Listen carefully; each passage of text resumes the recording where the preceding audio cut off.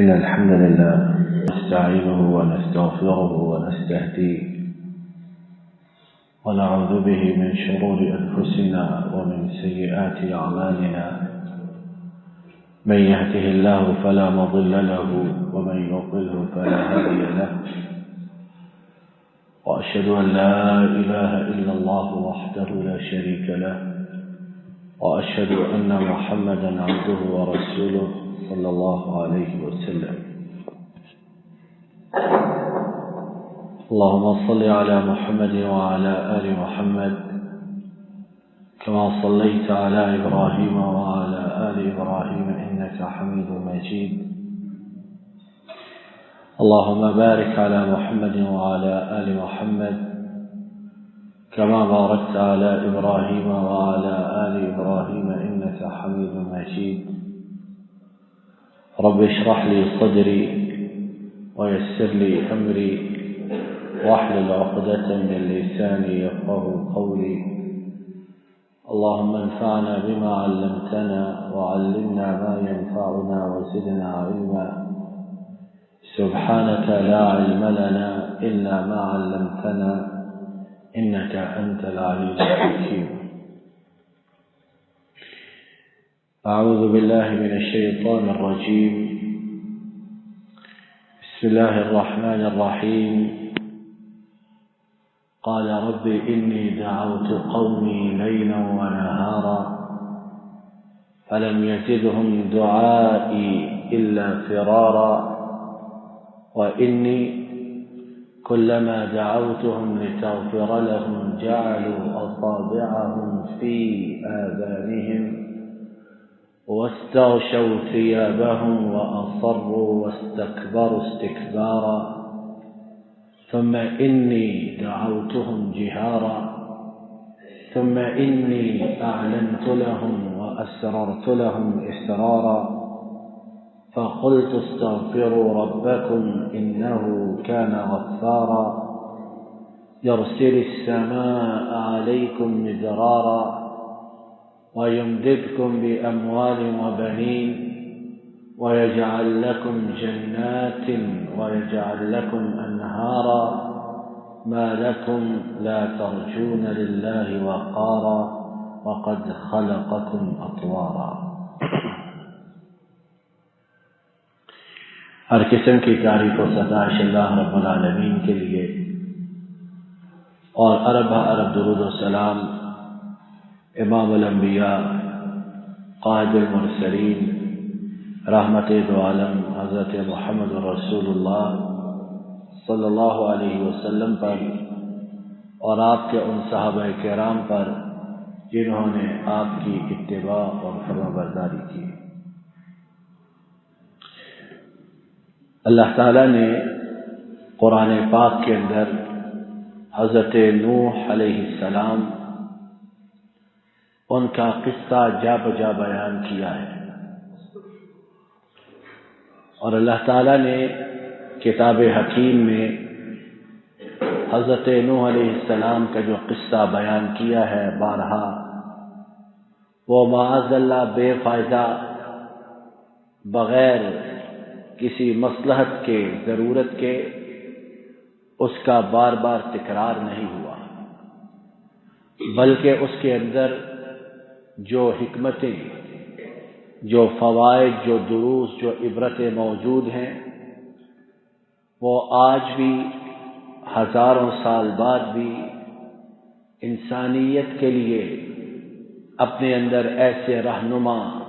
اصول رکھتی ہیں کہ آج بھی ہم اللہ کے فضل و کرم سے ان اصول کو اپنا کر ان دروس اور عبرتوں سے فائدہ حاصل کر کے اپنی دنیا اور آخرت کو سنوار سکتے ہیں. پہلی چیز جو ہمیں حضرت نوح علیہ السلام کے قصے سے معلوم ہوتی ہے، اور جو ابھی ہم نے 29واں پارہ سورہ نوح اس کی آیات نمبر 5 سے لے کر 14 تک سنی ہے، پہلی چیز ہمیں یہ معلوم ہوتی ہے کہ انسان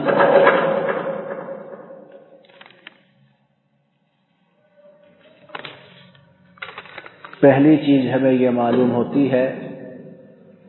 کہ انسان اسے اللہ کی رحمت سے کبھی مایوس نہیں ہونا چاہیے۔ بہت سے لوگ جو دنیاوی زندگی میں ناکام ہیں، اس کے بہت سے اسباب وجوہات ہوتی ہیں، لیکن ایک بہت بڑا سبب، ایک بہت بڑی وجہ یہ کہ وہ تھوڑی سی محنت کے بعد، تھوڑی سی مشقت جد و جہد کے بعد اللہ کی رحمت سے مایوس ہو جاتے ہیں۔ اب حضرت نوح علیہ السلام 950 برس 50 کم ہزار وہ اپنی قوم میں موجود رہے، اور اتنے تھوڑے لوگ ان 950 برسوں میں ان پر ایمان لائے کہ جب اللہ کا عذاب آیا اس قوم پر تو پورے کے پورے ایک کشتی میں سما گئے۔ کشتی کتنی بڑی ہوگی؟ 950 برس کی محنت، یہ چند لوگ تھے، لیکن اس کے باوجود حضرت نوح علیہ السلام نے اللہ کی رحمت کا آسرا، وہ دامن اپنے ہاتھ سے نہیں چھوڑا، بلکہ لگاتار اللہ کی طرف سے حکم آنے تک اللہ کے دین کا اپنی جد و جہد میں، مشقت میں لگے رہے، اور اس قدر قلیل تعداد کے باوجود مایوس نہیں ہوئے۔ تو پہلی عبرت سبق یہ کہ حالات جیسے بھی ہوں، ظلمتیں جتنی بھی ہوں، گھٹائیں، آندھیاں، طوفان کیسے بھی ہوں، اللہ بھی وہی اور اللہ کی رحمت بھی وہی۔ اور اللہ نے ہمیں قرآن پاک میں بارہا اپنی رحمت سے مایوس اس سے ہونے سے، اس کے متعلق کہا کہ مایوس نہیں ہونا، اللہ کی رحمت سے مایوسی نہیں، کیونکہ جو اللہ کی رحمت سے مایوس ہو گیا اس کے لیے رب العالمین نے سورہ یوسف میں کافرون کا لفظ، کہ کافر ہیں جو اللہ کی رحمت سے مایوس ہوتے ہیں۔ دوسری بات، دوسری عبرت، دوسری نصیحت، درس اور سبق جو حضرت نوح علیہ السلام کے قصے سے ہمیں معلوم ہوتا ہے وہ یہ ہے کہ کیسے بھی حالات ہوں، کیسے بھی معاملات ہوں، خیر کی بات کا کہنا، اللہ کی طرف بلانا، لوگوں میں بھلائی، نیکی کی بات کا پیغام پہنچانا، اس سے کبھی روگردانی، اعراض نہیں کرنا ہے۔ اب حضرت نوح علیہ السلام اور اسی طرح دوسرے انبیاء اور سب سے بڑھ کر ہمارے نبی کریم صلی اللہ علیہ وسلم، ان کی زندگی میں کیسی کیسی مشکلات آئیں، کیسی کیسی تلخیاں آئیں، کیسے کیسے مصائب اور شدائد آئے، لیکن انہوں نے اللہ کے دین کی طرف بلانا، اللہ کے دین کی دعوت دینی، لوگوں کو خیر کی طرف بلانا نہ چھوڑا۔ اور ہماری جو جوان نسل، نئی نسل بگاڑ کا شکار ہے، اس کے بہت سی اسباب میں سے ایک بڑا سبب یہ کہ والدین نے، گھروں میں بڑے بزرگوں نے آنے والی نسلوں کو خیر کی بات کہنے میں بہت پہلو تہی کی ہے۔ کہتے ہیں جب بچہ تھوڑا سا بڑا ہو جائے، اس کی جوتی باپ کی جوتی کے برابر، اس کا قدم باپ کے قدم کے برابر ہو جائے تو پھر اسے کچھ نہیں سمجھانا چاہیے، پھر بگاڑ کا خطرہ ہوتا ہے۔ ہاں، بگاڑ کا خطرہ تو ہونا ہے، جو بگاڑ ہم دیکھ رہے ہیں۔ اگر ماں باپ، والدین، گھر کے بزرگ اپنی ذمہ داری کا احساس کرتے اور اپنی استطاعت کے مطابق اچھی بات بچوں کو، آنے والی نسلوں کو کہتے رہتے، کانوں میں ڈالتے رہتے، تو اللہ کے فضل و کرم سے خیر کی امید کی جا سکتی تھی۔ لیکن جب بات ہی کہنا چھوڑ دی، نماز کا وقت ہے، خود نماز کے لیے آگے، گھر میں کسی کو نہیں کہا کہ نماز پڑھو۔ جو بچے ہیں، بڑے جوان، ان کو مسجد میں لانے کی ساری کوشش نہ کی، نہ قرآن پاک کے پڑھنے کا حکم دیا، نہ بری باتوں سے بچنے کے لیے تاکید کرتے رہے، تو پھر نسلوں میں بگاڑ ہی پیدا ہونا ہے، اور کیا ہونا ہے۔ تو دوسری بات جو حضرت نوح علیہ السلام کے قصے سے ہمیں معلوم ہوتی ہے وہ یہ کہ کیسے بھی حالات ہوں، ہمارا جو مشن ہے بطور امت مسلمہ، کیا کہ نیکی کا حکم دیں، برائی سے روکیں، اپنی اپنی استطاعت کے مطابق پیار، حکمت، محبت، انس، مودت، الفت کے ساتھ اس حکم کو کہنا، اس کا کرنا نہیں چھوڑنا ہے، وگرنہ تباہی، بربادی ہمارا مقدر بنے گی، اور اللہ تعالیٰ معاف کرے کیسی کیسی بربادی اور تباہی ہم اپنی جوان نسل میں آئے روز دیکھتے ہیں۔ تیسری بات جو حضرت نوح علیہ السلام کے قصے سے ہمیں معلوم ہوتی ہے وہ یہ ہے کہ جو برے لوگ ہیں، جن کے دلوں پر مہر ہے، اور یہ بات میں اپنے لیے، آپ سب کے لیے، کہ کہیں ہم ایسے ہی بد نصیبوں میں، بدبختوں میں شامل نہ ہو جائیں، جو برے لوگ ہیں ان کے پاس حق کے مقابلے میں دلیل نہیں ہوتی۔ دیکھیے حضرت نوح نے کیا کہا، جعلوا اصابعهم في آذانهم واستغشوا ثيابهم واصروا واستكبروا استكبارا۔ کوئی دلیل نہیں حضرت نوح کے مقابلے میں ان کے پاس، لیکن کیا کیا، کانوں میں انگلیاں ٹھونس لی کہ سننی ہی نہیں بات، منہ سر کو کپڑے میں لپیٹ لیا کہ کانوں تک کوئی آواز پہنچے ہی نہ، اور اپنے کفر پر اصرار کرتے ہوئے تکبر، گھمنڈ اور غرور کیا۔ اللہ معاف کرے، اللہ ہم سب کو ایسی بدنصیبی سے محفوظ رکھے۔ ہم میں سے بہت سے لوگوں کی روش دیگر یہی نہیں ہے، کوئی بات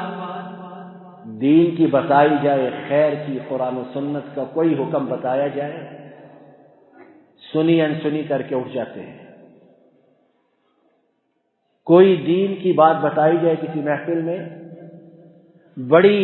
ہوشیاری سے، چالاکی سے بات کا رخ بدل دیتے ہیں۔ کوئی اللہ کی، اللہ کے رسول کی بات بتائی جائے، معاذ اللہ اپنی محدود عقل اور فطور والی عقل، اس کے مطابق ان احکامات میں سے ایسے کیڑے نکالتے ہیں کہ اللہ کی پناہ، کہ جدید دور میں ایسے نہیں ہونا چاہیے، جدید دور میں اس طرح نہیں ہونا چاہیے، اگر شریعت کا حکم یہ اس طرح ہوتا تو اس طرح ٹھیک تھا، اس طرح نہ ہوتا تو اس طرح ٹھیک تھا۔ غرض یہ نیا نبی اور نیا رسول آیا ہے کہ اللہ اور اس کے رسول کو تو ان باتوں کا پتہ نہ تھا، یہ آج نیا پیدا ہوا ہے جو حق کے مقابلے میں اس طرح کی باتیں کر رہا ہے۔ تو یاد رکھیے تیسرا سبق، تیسری عبرت یہ کہ یہ اہل باطل کا پرانا شیوا کہ کوئی دلیل نہیں، کوئی برہان، کوئی فرقان، کوئی عقل کی بات نہیں، ایسے ہی بے ڈھنگی باتیں، ایسے ہی لاف و گزاف، ایسے ہی اگر مگر چونکے چنانچے کر کے اپنے آپ کو حق سے دور رکھتے ہیں، اور نقصان کس کا کرتے ہیں؟ اللہ معاذ اللہ محتاج ہے، اللہ چاہتے ہیں کہ ان کی عبادت کی جائے تاکہ ان کی بادشاہت میں اضافہ ہو۔ کس کا نقصان ہے؟ نقصان اس بندے کا جو معاذ اللہ عقل میں اللہ سے بھی آگے بڑھنا چاہتا اور رسول کریم صلی اللہ علیہ وسلم سے بھی آگے بڑھنا چاہتا ہے۔ اور جہاں تک دینی مذہبی معاملات کا تعلق ہے، اس میں سے بہت سے لوگوں کی روش دیگر یہ ہے کہ اللہ رسول کی بات بتائی جائے تو کیا کہتے ہیں، ہم نے اپنے بڑوں سے اس طرح سنا ہے، ہم نے اپنی کتابوں میں اس طرح پڑھا ہے، ہم نے اپنے اکابرین سے یہ سنا ہے۔ اللہ کے بندے ہوش کر، اللہ کا نام لیا جا رہا ہے، اللہ کے رسول صلی اللہ علیہ وسلم کی بات بتائی جا رہی اور ان کے مقابلے میں کسے لا رہے ہیں، اور پھر حق پسند کہلانا بھی کہتے ہیں کہ صرف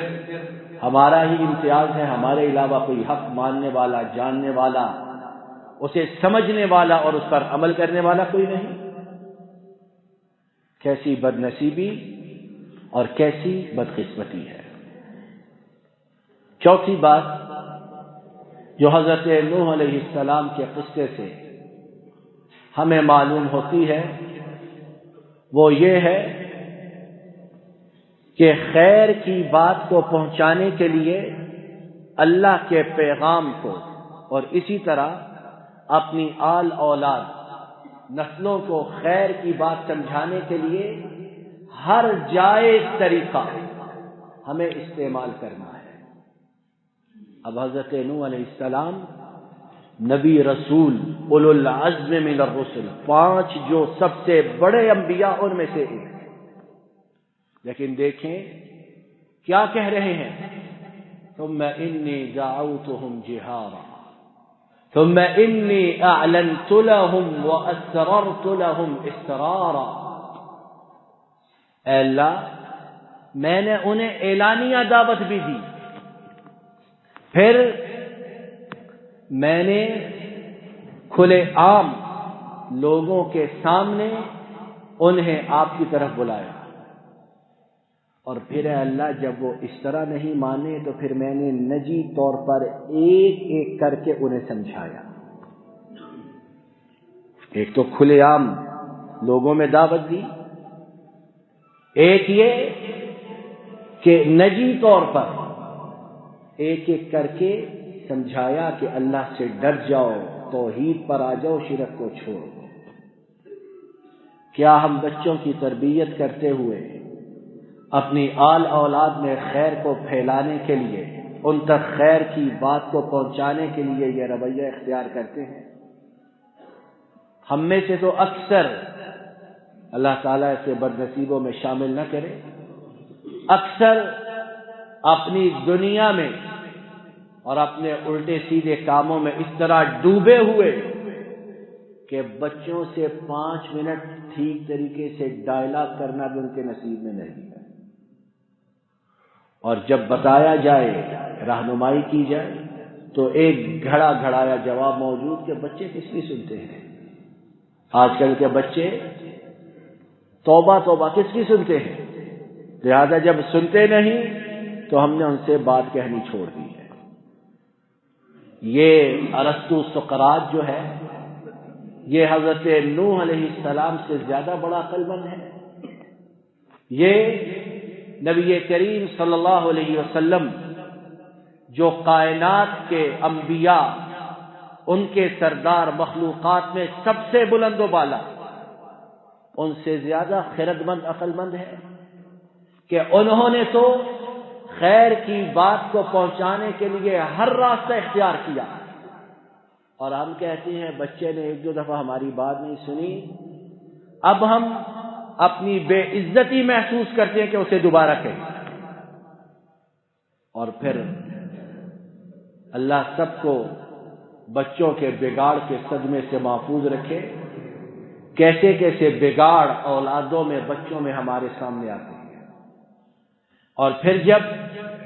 سر سے پانی گزر جاتا ہے، جب تباہی بربادی کنارے پر نہیں، جب تباہی بربادی میں ڈوب جاتے ہیں، پھر سر پر ہاتھ رکھ کر روتے ہیں، اور پھر فتوے اور مسئلے پوچھے جاتے ہیں کہ اب کیا کریں اور کیا نہ کریں۔ اور جب عمل کرنے کا وقت ہوتا ہے، جب ان کے بگاڑ کو سیدھا کرنے کا اللہ تعالیٰ موقع دیتا ہے، اس وقت آئیں بائیں شائیں کر کے اپنی تگودو میں، اپنی مصروفیات میں ڈوبے رہتے اور مطلق ان بچوں کی آل اولاد کی نسلوں کی پرواہ نہیں کرتے جن کی تربیت کے متعلق سوال ہوگا۔ یہ نہیں کہ چھوٹ ہے، جب آل اولاد ہے ان کی کفالت کرتے ہیں تو قیامت کے دن ان کی تربیت کے متعلق سوال ہوگا کہ ہاں تو بہت بڑا سیٹ، تو بہت بڑا سرمایہ دار،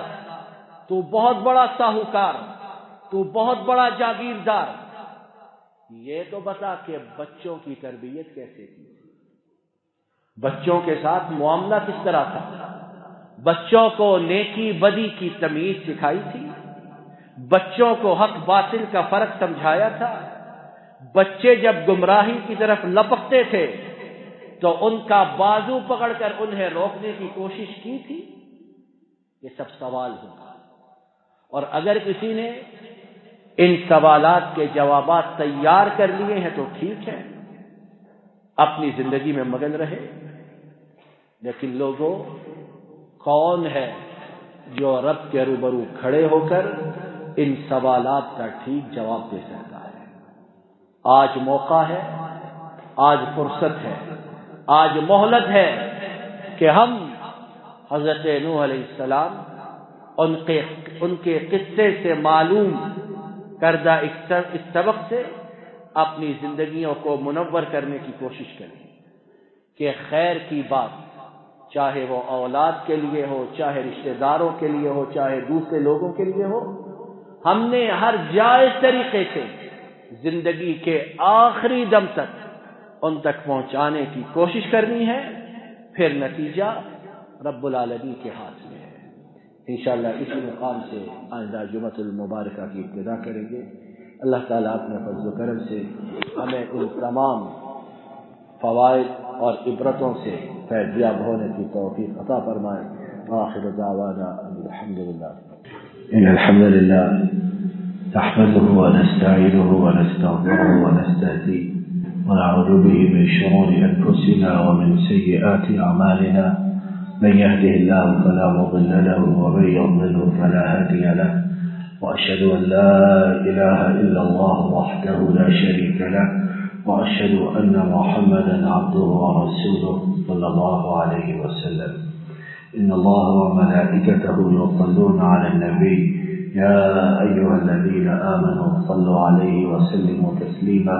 اللهم صل وسلم وبارك على عبدك ورسولك محمد صلى الله عليه وسلم. اللهم أعز الإسلام والمسلمين وأذل الشرك والمشركين ودمر أعداء الدين وانصر عبادك الموحدين. اے اللہ تمام بیماروں کو شفا عطا فرما، بے روزگاروں کو رزق حلال اور فراغ عطا فرما، بے ہدایتوں کو ہدایت عطا فرما، بے اولادوں کو نیک صالح متقی اولاد عطا فرما، پریشانوں کی پریشانیوں کو دور فرما۔ اے اللہ آنے والے مصائب سے، آنے والی مشکلات سے ہماری حفاظت فرما۔ جن آفات میں، بیماریوں میں، مشکلات میں پھنس چکے ہیں ان سے ہمیں مکمل طور پر نجات عطا فرما۔ اے اللہ ہمارے ملک کی حفاظت فرما، ہمارے ملک کو اس بہت خطرناک موذی وبا اور بیماری سے مکمل طور پر پاک فرما۔ جو لوگ اس کا شکار ہو چکے انہیں صحت یاب فرما، اور جو اس سے محفوظ ہیں اپنے فضل و کرم سے انہیں محفوظ رکھنا۔ اے اللہ اپنے فضل و کرم سے ہمارے ملک میں امن و امان فرما، ہمارے ملک کے بڑی خواہوں کو، ہمدردوں کو سرفرازوں سے بلند فرما، ملک و ملت کے دشمنوں کو، غداروں کو نیست و نابود فرما۔ اے اللہ تمام کائنات کے مظلوم و مقہور مسلمانوں کی نصرت و تائید فرما، ان پر ظلم و ستم کرنے والوں کو تمام دنیا کے لیے نمونہ عبرت بنا۔ اے اللہ ہماری تمام فریادوں کو، التجاؤں کو قبول فرما۔ ربنا ظلمنا انفسنا وان لم تغفر لنا وترحمنا لنكونن من الخاسرين. ربنا آتنا في الدنيا حسنة وفي الآخرة حسنة وقنا عذاب النار. سبحان ربك رب العزة عما يصفون وسلام على المرسلين والحمد لله.